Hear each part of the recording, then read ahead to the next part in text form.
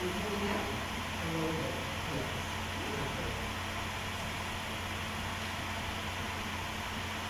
Today's service will be led by Reverend Patrick Thomas, who's trained in American curriculum and a religious education teacher at Shoe Davis. If you're new here,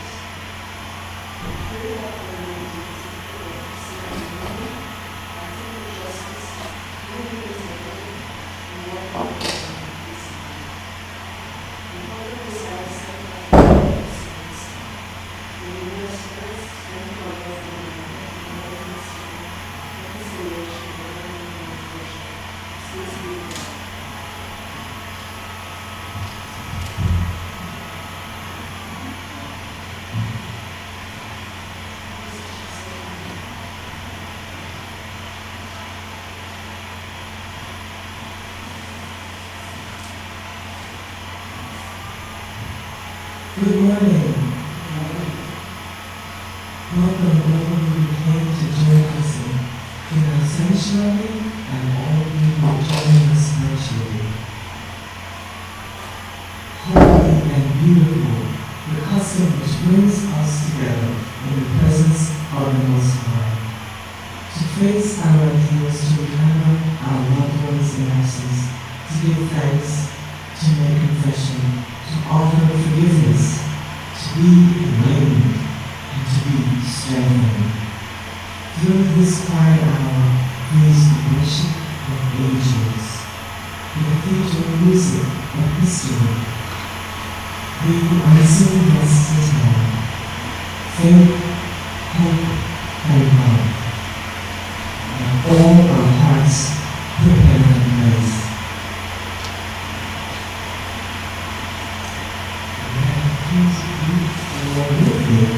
The words of our child's life into the Holy Spirit. Our chalice is a symbol of resurrection, dying to our old life and again rising to a new, brilliant flame to mark the way toward the sanctuary. We offer protection against the forces of oppression. Come, join us as we honor liberation, to lose the burdens of despair and destruction. Our values show us how to be a beloved community. We are one in this flame that lights the way forward.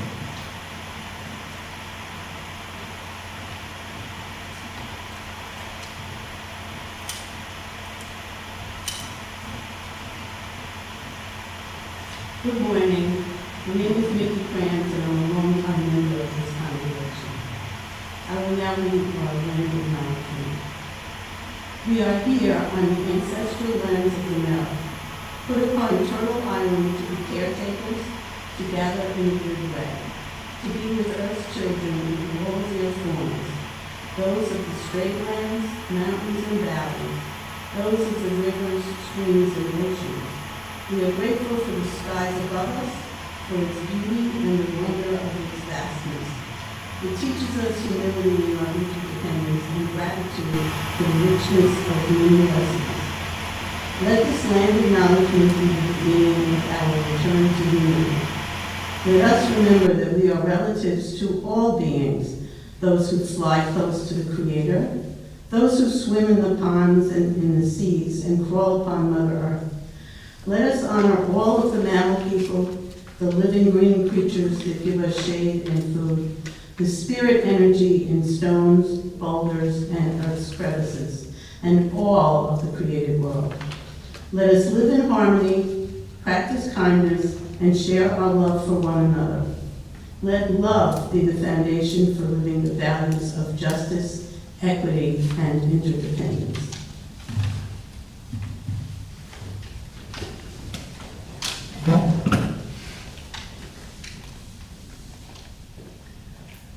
And now I will share with you a reading from Native American elders for today. Women. Women are created with the ability to produce life. Women have a special tie to the Earth Mother. They have something in common. They are the source of life. The Earth Mother gives songs to the woman to sing. These songs are about life, about beauty, about children, about love, about family, about strength, about caring, about nurturing, about forgiveness, about strength, about God. The world needs to pay attention and listen to her. She knows. And now for our peace candle lighting. We continue to strive for peace. Our bodies, minds, our spirits, and communities long to make this a reality.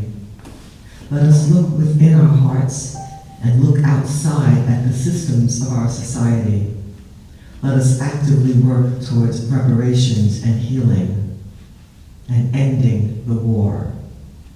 Then we will find the peace we are seeking.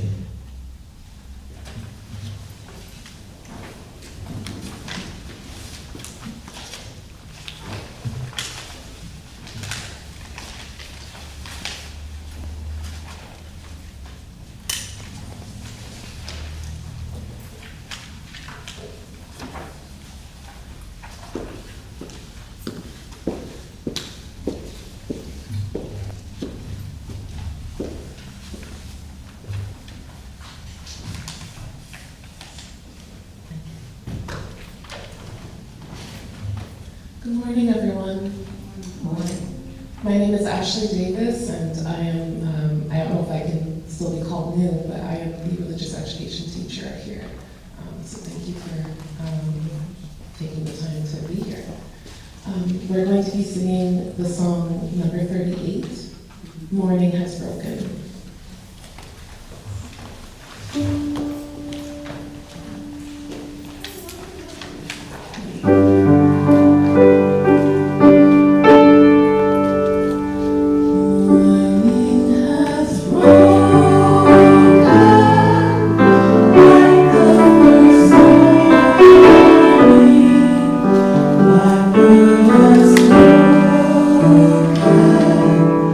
Like the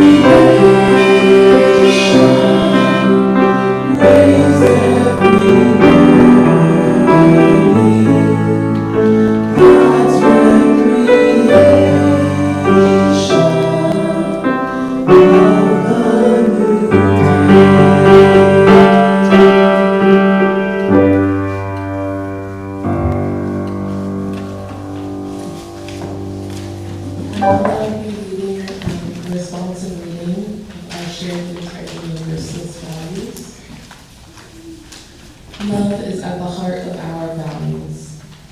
We promise to live our values every day with love as the center of all things. Equity is the value of our inclusive community. We believe in the inherent worthiness of all. Interdependence teaches us we are all connected. We will only be made whole when we live as co-inhabitants of our world. Justice is essential for peace and building a beloved community. We will work to dismantle racism and other oppressions in ourselves and in our institutions. Generosity expresses compassion, gratitude, and hope. We will offer our faith, ourselves, and our resources, Pluralism encourages respect for diverse beliefs. and allows us to be curious as we learn from one another. Transformation allows us to adapt to an ever-changing world.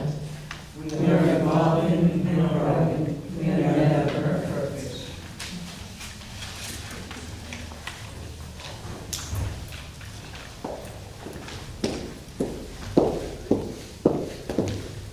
And now is the time in our service where we lift up our joys and our concerns.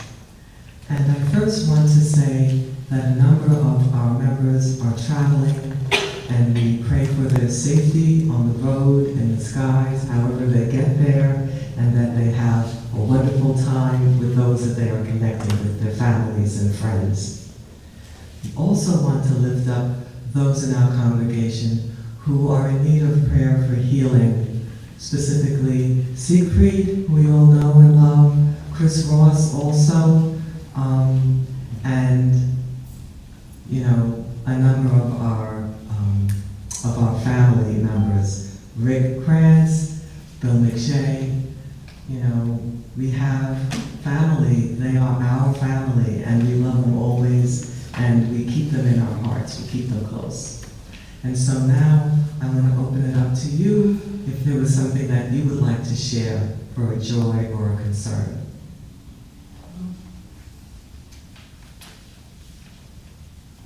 Yes, Mickey? Yeah. A lot of you may remember from last year that there's a couple of eagles, Jackie and Shadow, who live out in Big Bear Lake, California. And they had a couple of babies last year, and they're having a couple more babies. They hatched 2 eggs that's 35 days ago, and they actually, day before yesterday, started like the cracking process to crack open the eggs.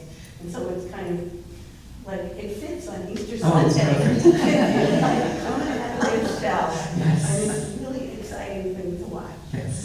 That's what we call online therapy. For the soul. Absolutely. So thank you for sharing. Yes. Yes, Shirley. So a couple of months ago, I decided it'd be a good idea to run a 10K race, which is a distance that I have never run in my life. So it was yesterday, so I'm very joyful it's over. And I'm joyful that I did not come in last. But it was also just a really great experience to be out in nature and surrounded by all these people that were running at various speeds and just encouraging each other through that terrible experience. So that was a big joy for me this week. Well, it's really wonderful to be in a community and to reach your goal. Congratulations. So we never do it again. Okay. Once is enough. Absolutely. Yes, Count. Well, spring break just started for my school, and I get a break for 9 days. Ooh, yes. Okay. Happiness for 9 days. Absolutely. Yes. Yes. I just like to always keep awareness of family that we need to be at a distance from on this holiday. Yes. Sometimes it's exactly what we need to do to recognize that boundaries, healthy, safe boundaries are important. Holidays don't always mean that we are together. We recognize that it's good to know who we are and what we're about and what we are able to take in. And so I thank you for that, absolutely. Yes. Yes, Well, I'm grateful to be here. At 90, I don't take anything for granted. I appreciate every day. And I'm sitting here with no pain, not even my arthritis is bothering me today. I'm very grateful that. And while I haven't been out in nature that much, I did walk around to Tullamore Park yesterday. Nature came into my house. I have this itty bitty potted plant in the size of a cup. And it was growing green sprouts all winter long. I thought of throwing it out, but I watered it. And yesterday, there blossomed an orchid. Beautiful. A race in new life. And the daffodils, and the azalea, and the forsythia, and for hope of a good year. Yes. Blessings. Okay, yes. Things are blooming. Yes. And that is helpful. That's why I know I voiced the first of it here. Yeah, this is my girlfriend Maureen. Welcome, Maureen. We heard about you. Happy to meet you. Welcome. Welcome. Okay. And for all those things that we may be carrying, we know that we can share them in community, or we can keep them close to our hearts. I also want to lift up Michael Sansania, who's not been feeling well, and will be back with us at some point. But the concert will be canceled that we were hoping to have.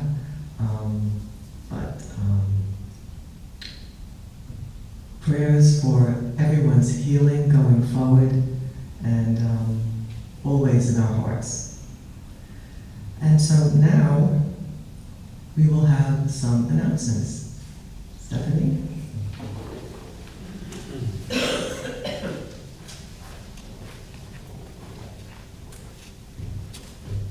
You can hear me this time. Now I hear that it's on. So here are a few other announcements. Please join us following the service of Sweet Tooth. Sweet Tooth is what we call the conversation, fellowship, and sharing of food that follows Sunday's service.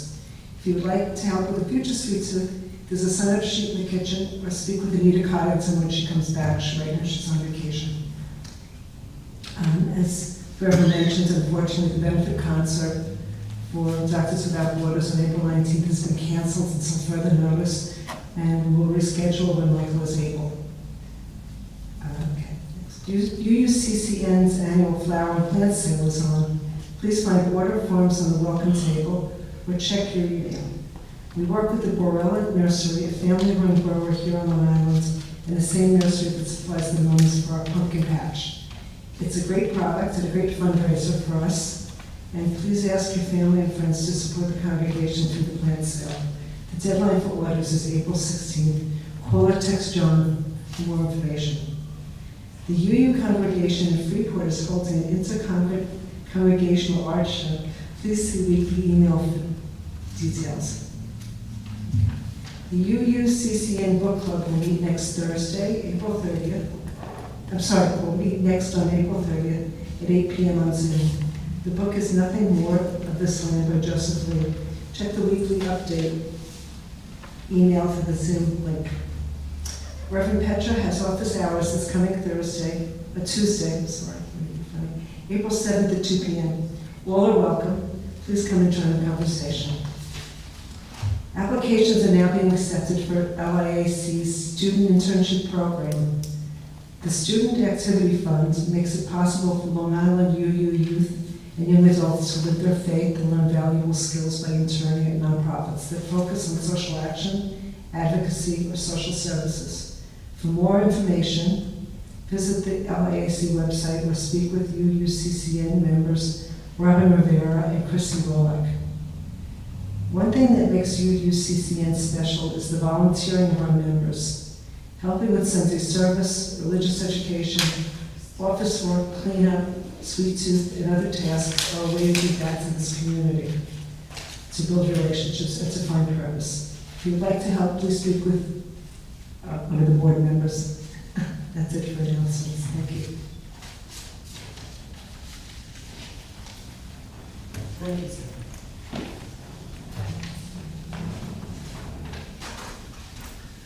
And now we'll take a moment for meditation. ask that you sit with your feet flat on the floor, your hands on your lap, your eyes closed perhaps, and that you breathe in deeply.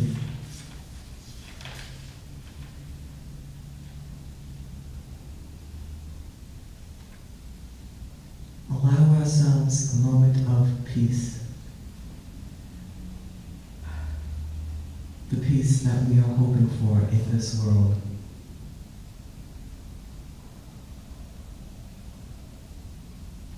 Peace that quiets our minds, quiets our breath, quiets our hearts, quiets our souls.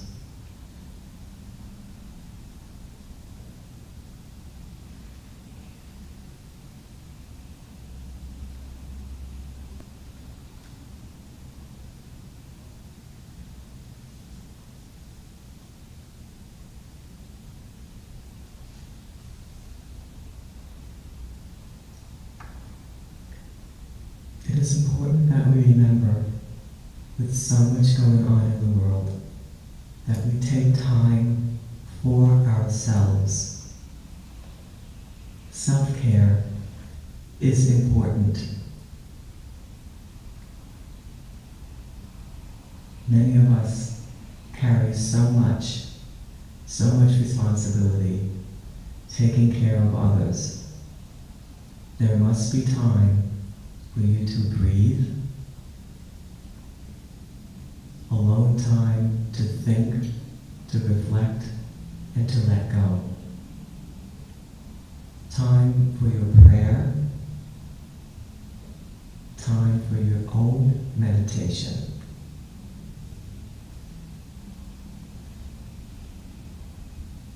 Time to think of nothing at all.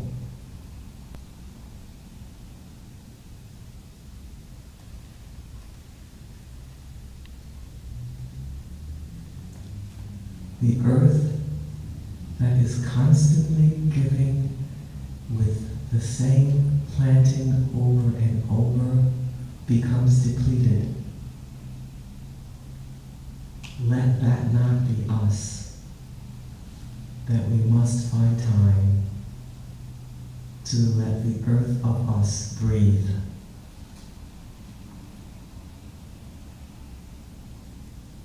So we can be what we want to be, together with who we are helping or living with or serving in some way.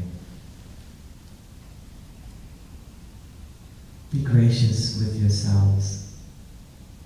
Be caring for yourselves. That is what will allow you to do the work of your life.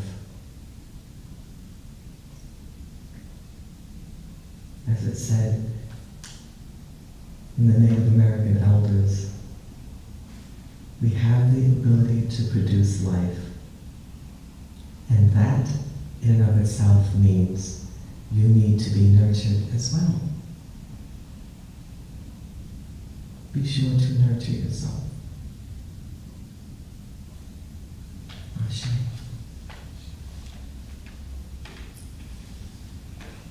And for further nourishment, we will now have a reading of Jesus Feeds the Multitude. Ashley.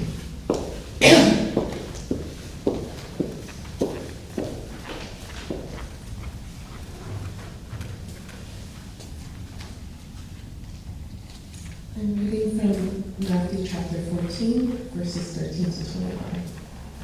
When Jesus heard what had happened, he withdrew by boat privately to a solitary place. Hearing of this, the crowds followed him on foot from the towns. When Jesus landed and saw a large crowd, he had compassion on them and healed their sick. As evening approached, the disciples came to him and said, "This is a remote place, and it's already getting late. Send the crowds away so they can go to the villages and buy themselves some food." Jesus replied, "They do not need to go away. You give them something to eat." "We have here only 5 loaves of bread and 2 fish," they answered. "Bring them here to me," he said, and he directed the people to sit down on the grass. Taking the 5 loaves and the 2 He gave thanks and broke the loaves. Then he gave them to the disciples, and the disciples gave them to the people. They all ate and were satisfied, and the disciples picked up 12 basketfuls of broken pieces that were left over.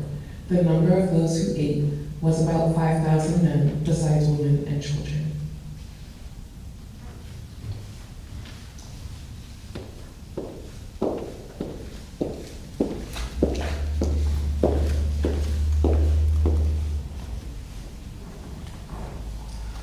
More on that in a little bit, but now we will have our offering.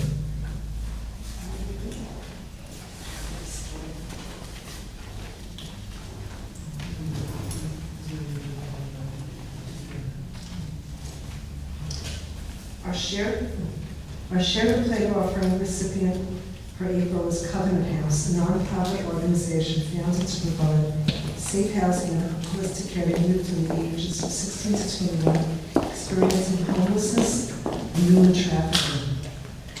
Please mail a check made out to UUCCN and Share the Plate rate 1, Panel Line, online to our website. It's time for our offering and Thanksgiving.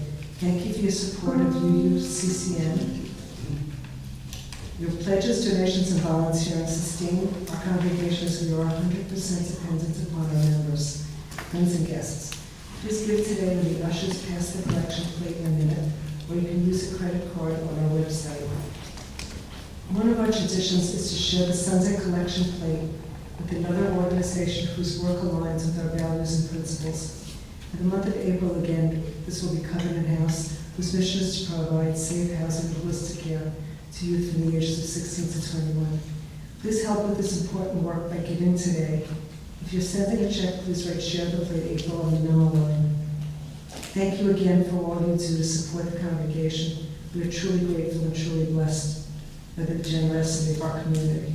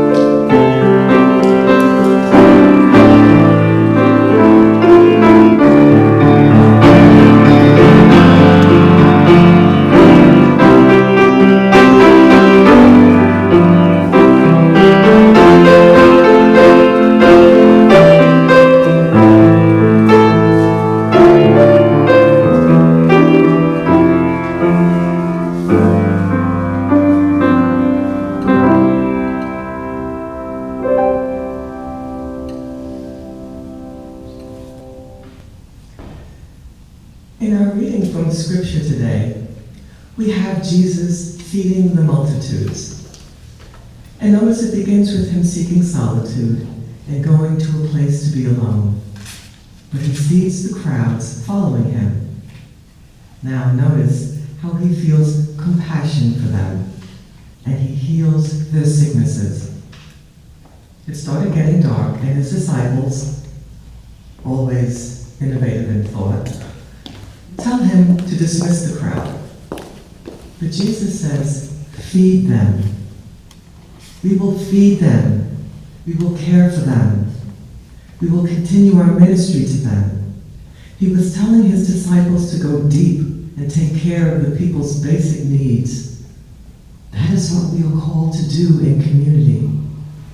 And this scripture is famous because of what it seemed like just a little bit of food. The masses were fed. We are so stuck on believing that there is not enough, that we do not even try to do the basic things to care for people. It's interesting that we hear a lot about food programs for the poor being cut. Government officials saying there was not enough funding to feed people. Did you ever wonder how these programs got started? I'm really sorry. I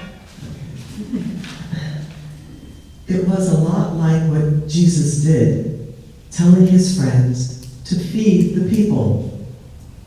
We in our lives follow the example of Jesus and tend to the needs of people.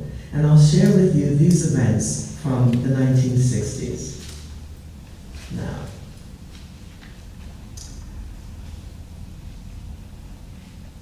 "11 children sat down one January morning and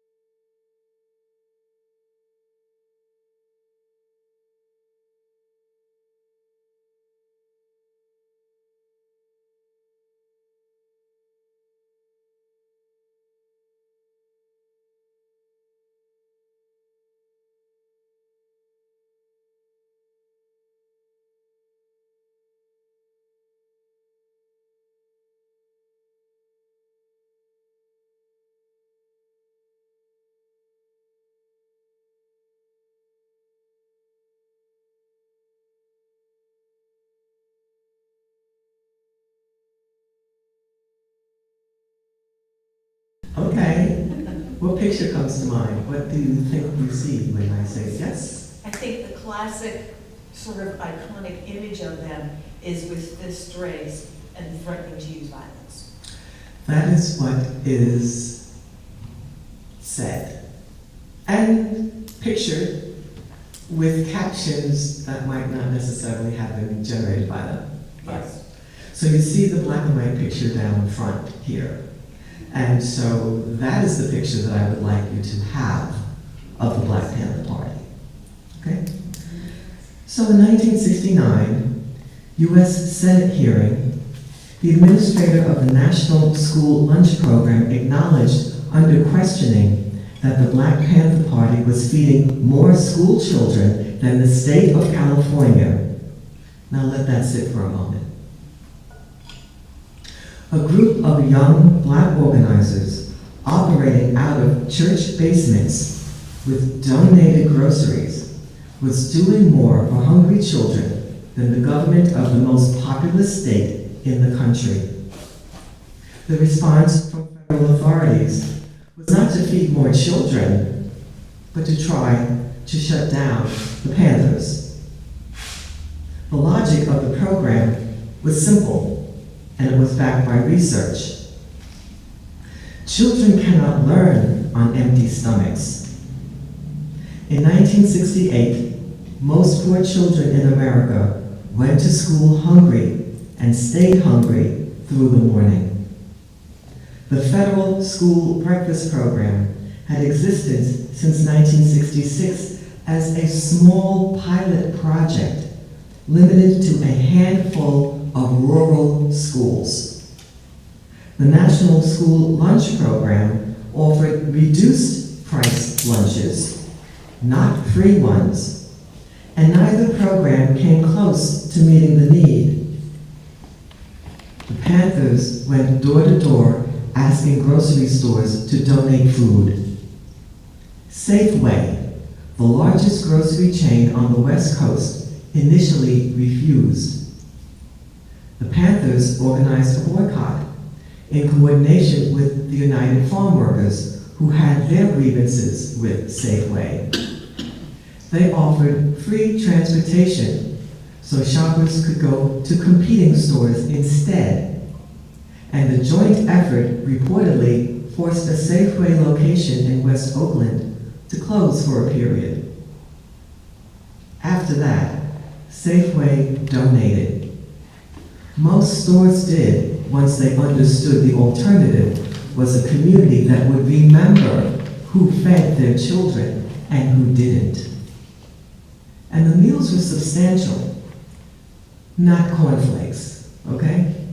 A typical breakfast included eggs, bacon or sausage, grits, pancakes, toast, and a glass of milk or juice, served on real plates, not paper, on real tables, in a room where someone had woken up before dawn to make sure everything was ready. Some chapters provided transportation, picking the children up from home, driving them to breakfast, then driving them to school. The minimum requirement for a program was space for 50 people, 10 volunteers, and a kitchen that worked. School principals started noticing the difference almost immediately. Ruth Beckwood Smith later recalled that a principal came to the church and told the volunteers how different the children were, that they weren't falling asleep in class, and they weren't crying with stomach cramps. The children were learning because someone had decided they deserved to eat first.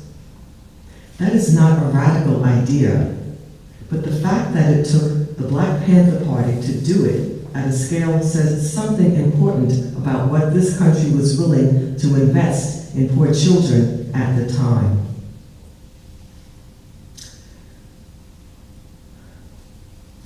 An organizer by the name of Fred Hampton expanded the program in Chicago, turning the Illinois chapter into one of the most effective in the country.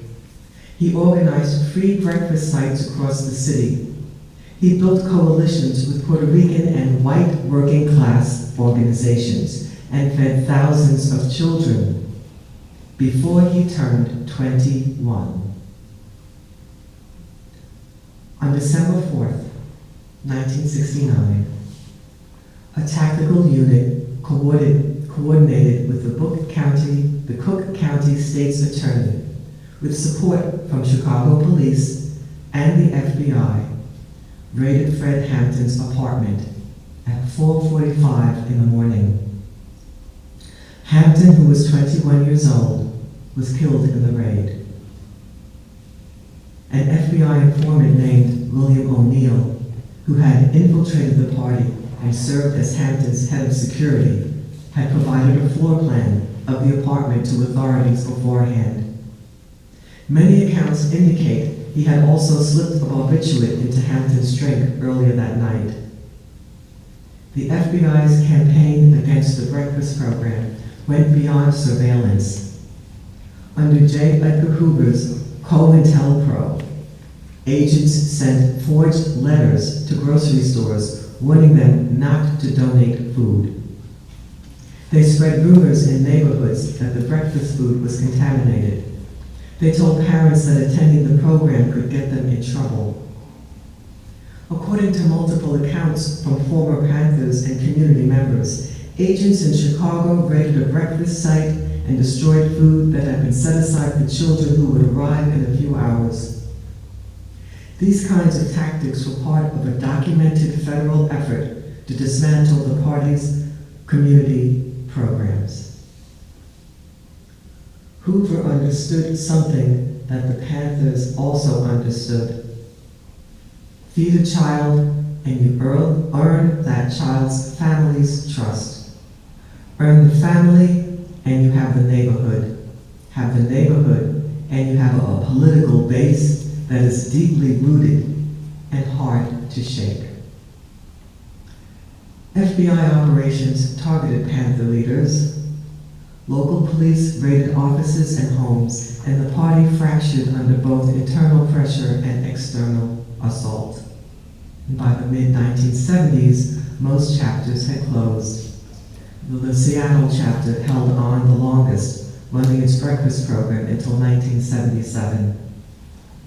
But the program had already done what it was set out to do. It had proven in front of the country that there was a massive gap in how the federal government fed its children, and that a group of 20-year-olds with church kitchens and donated eggs could fill it. In 1973, Congress dramatically increased funding for the National School Lunch Program so that poor children could eat for free. In 1975, Congress permanently authorized the school breakfast program and expanded it to public schools across the country.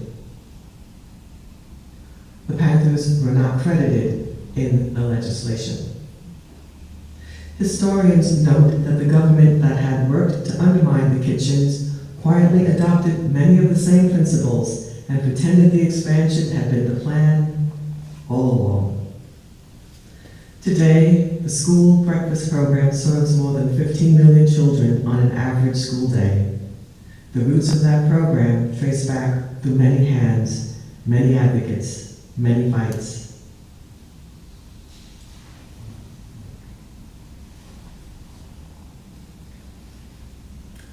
The Black Panther Party received a lot of terrible press.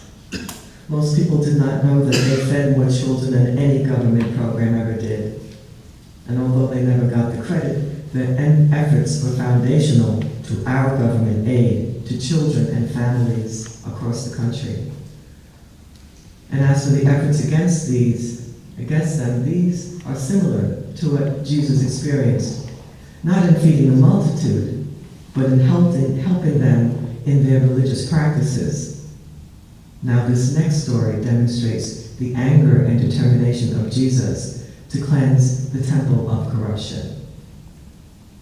And you see I have a drawing up front by our artist, Cam, to show us, to illustrate what took place in this story.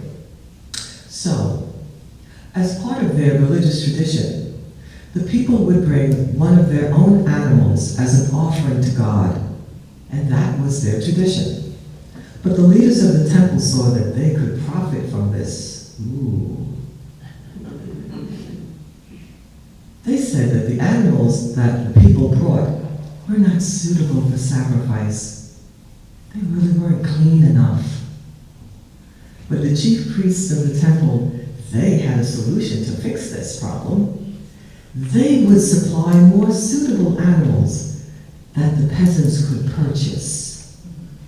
And for convenience sake, they opened a bank inside the temple to make quick and easy exchange of funds, like an ancient ATM.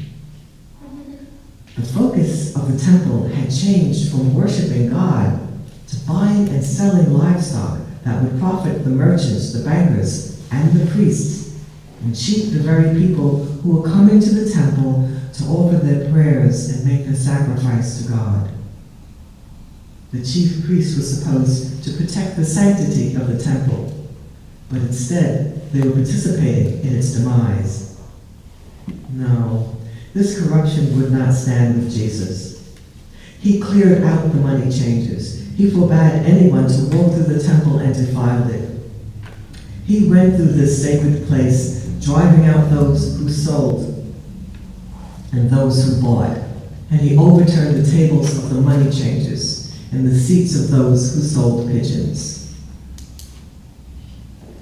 Jesus was a model of right action. He made an intentional act against the system of corruption taking place and didn't worry about who he was offending in the process. He met corruption with an uncompromising face. He resurrected the house of the Lord and brought liberation to those who were being exploited.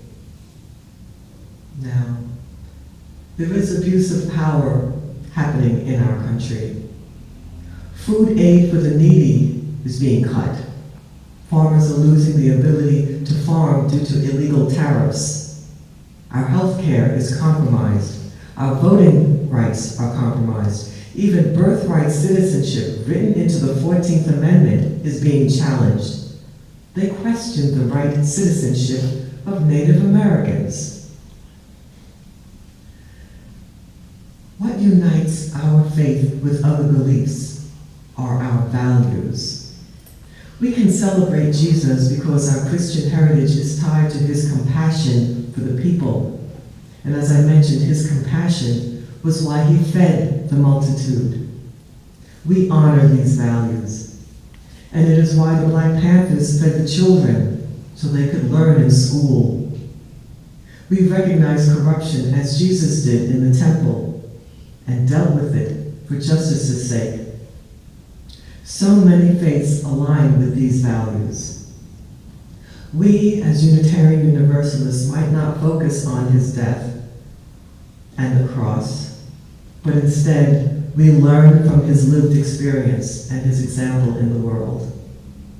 We recognize that he died fighting for people, working to serve others. His resurrection brought liberation to his community, and that is what we hold on to today. We need a resurrection of our rights and protections of our citizenship to be restored. That will bring us liberation. That will give us a chance to celebrate. Ashe, Aho, and blessed be. And now we have next hymn. Song number 25, God of the earth, the sky, the sea.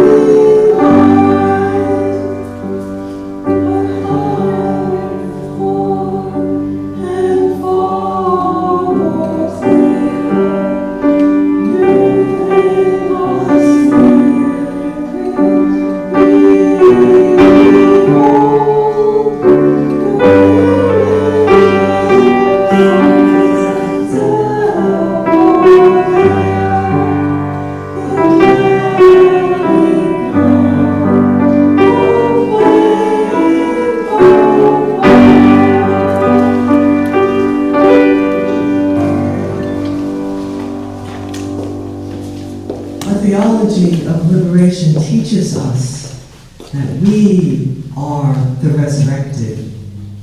We celebrate Creator for allowing us to create again. when we have erred.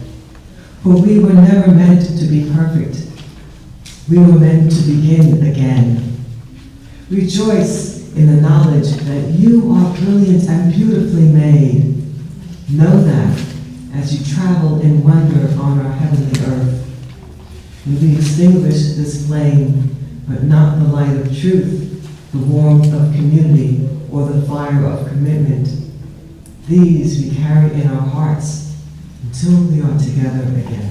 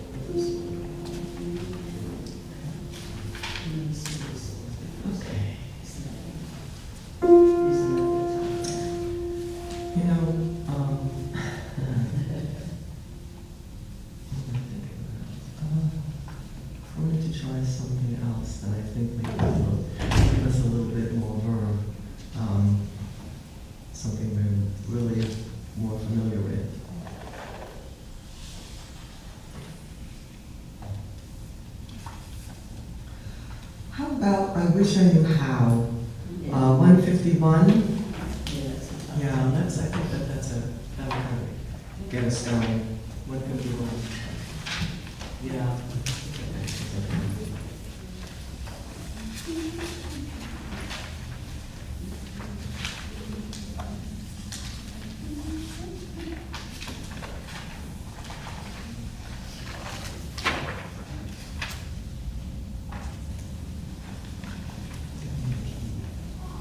Do you see it? Yeah, I do. I feel a little bit more confident.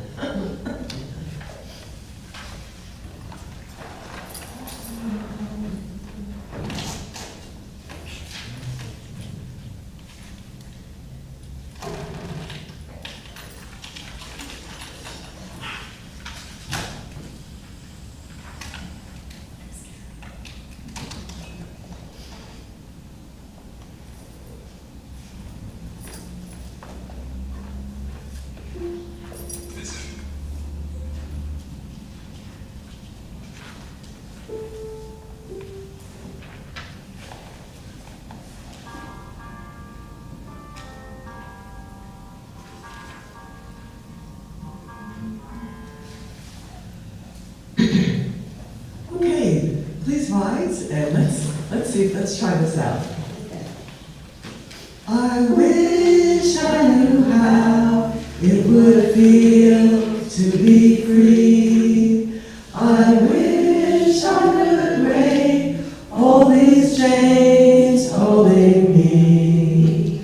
I wish I could say all the things I could say them loud, say them clear, for the whole world to hear. Say them loud, say them clear, for the whole world to hear. I wish I could share all the love in my heart.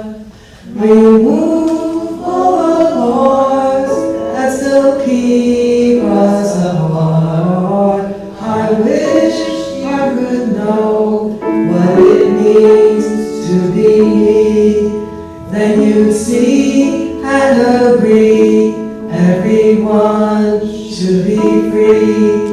Then you'd see and agree everyone should be free. I wish I could give all I'm longing to give. I wish I could live like I'm longing to live. I wish I could do all the things I can do. Though I'm way overdue, I'd be starting anew. Though I'm way overdue,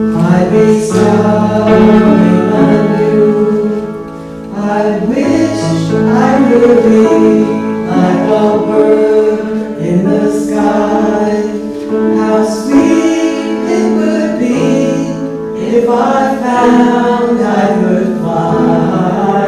I soar to the sun and look down at the sea. Then I sing 'cause I know how it feels to be free. Then I sing 'cause I know how it feels to be free. Blessings, everyone.